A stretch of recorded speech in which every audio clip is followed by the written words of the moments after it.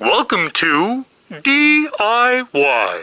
Automotive School with my friend Pete and Minnie, the body shop girl. It's everything you need to know about cars and more.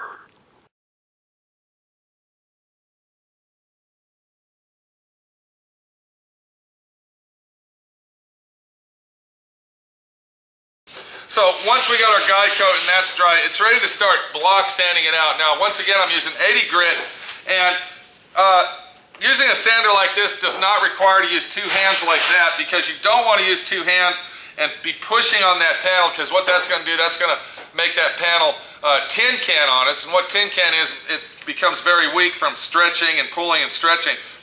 This hand block here is a hand block that covers a big area and only requires using one hand. So we're going to use one hand to hold our panel, and the other hand we're going to block sand with. And all you got to do is just block sand it down just like so, vigorously moving it from side to side, making sure that you cover the whole area. And another thing, if you notice, I'm not sanding this way here, and I'm not sanding like that, okay? I'm taking the sandpaper and I'm moving it in a diagonal type sanding situation to make sure that I cover a good area, and it's cutting the primer down even and well.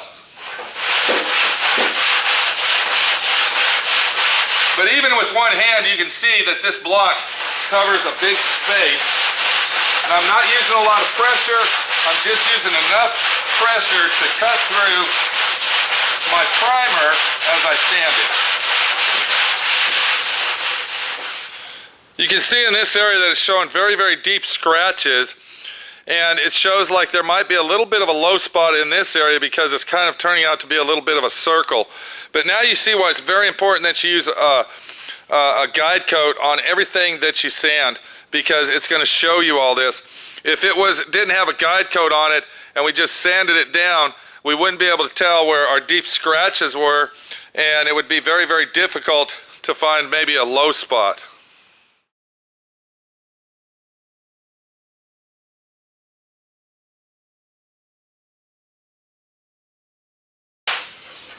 Now another thing that you want to remember when you're block sanding, let's say this door right here, if you notice, I don't know if you can see that when I'm pushing in on that, because there was big damage in this door right here.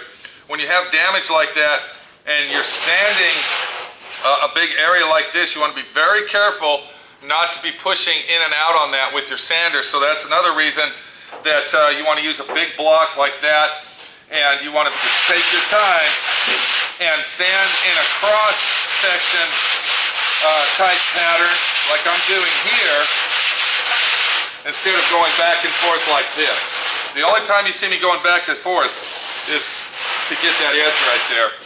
And I don't want to sand too much on this because the edge actually fades out and goes away. But it's very important not to push hard on your panels as you're sanding. Let the sander do the work, and all you're doing is guiding it. And now if you look real close, you can see that our deep scratches are disappearing and our low spots are fading away. This door was hit very, very hard at one time and makes for a bad restoration for the body man, because it's extra work that it's going to take to fix it. But if you come back and do it just like I'm showing you, and you dry sand all your bodywork in your first primer first, it's going to make it easy for you to refinish it. If we look in this area right here, I'm concentrating on this area. You can see where there's some black guide coat left, but then you start seeing where I'm breaking through the Bondo right here. That's telling me that this is a low spot right in this area, and everywhere around it's high. So what we want to do, we want to go ahead and concentrate just on this area only, just for a few minutes, until all of our guide coat actually disappears.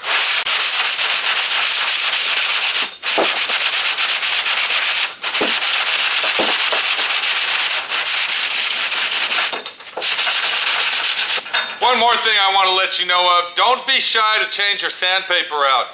You can tell by the the way that the block is sanding and by the grip that the block is giving you, that your sandpaper is starting to wear out on you and isn't doing any good. There's no sense in taking one piece of sandpaper and think you're going to sand this whole door. To do it properly means to change out your sandpaper vigorously and let the sandpaper and the block do the work instead of you trying to save a little nickel on using this one piece of sandpaper to sand a big area like this. And you can see by changing the sandpaper, you can see that our high spots are starting to appear and our low spot is going away.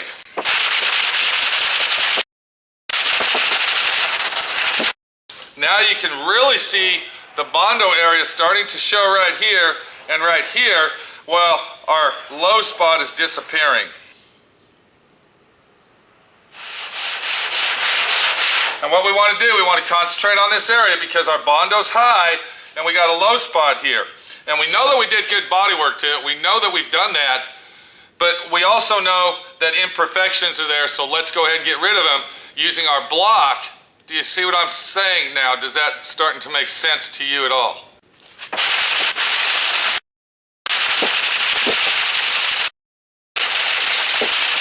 And then eventually, once you have blocked it long enough, you're going to see that all the high spots and low spots have now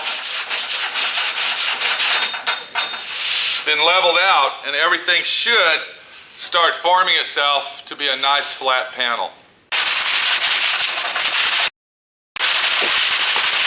And then of course, once we have blocked our door out with our 80 grit, what we'll do is we'll come back, take our 80 grit paper off. We'll go ahead and grab our 180 because we don't want to leave it in 80 grit, that's too coarse. And one more little tech tip out there, I want everybody to know that 180 grit dry is equivalent to 400 wet. So if you plan on dry sanding your car for paint, you can start out with 180, then go ahead and finish it up at 320. But I just want to let everybody know that 180 dry is equivalent to 400 wet. But we want to go ahead, once we've changed it over to 180, we want to go ahead and continue blocking out the area. Now, I don't know if you can hear the difference in the sound, but you can tell this is a finer paper because there's not a hard, coarse feel to it or sound. And if we look right there in the area that we were concentrating on, you can see there's a considerable change now. You can see that the Bondo has now feathered out and leveled itself out. You can also see that the low spots are gone because what we did, we took the high spots off our Bondo to level everything out. So always remember, dry sand before wet sand. Dry sand is the professional way, while spray-on filler is the easy way out. Take it easy. My friend Pete, your friend Pete. We'll see you later. And as far as this goes, it's going back in storage because the only time I use that is on hail damage repair. We'll see you later.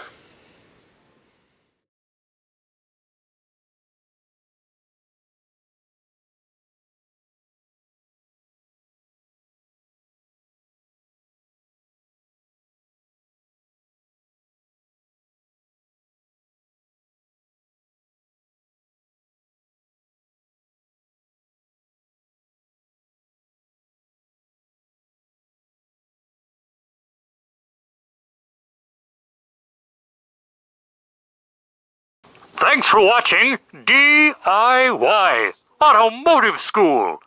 Classes don't stop till you know everything.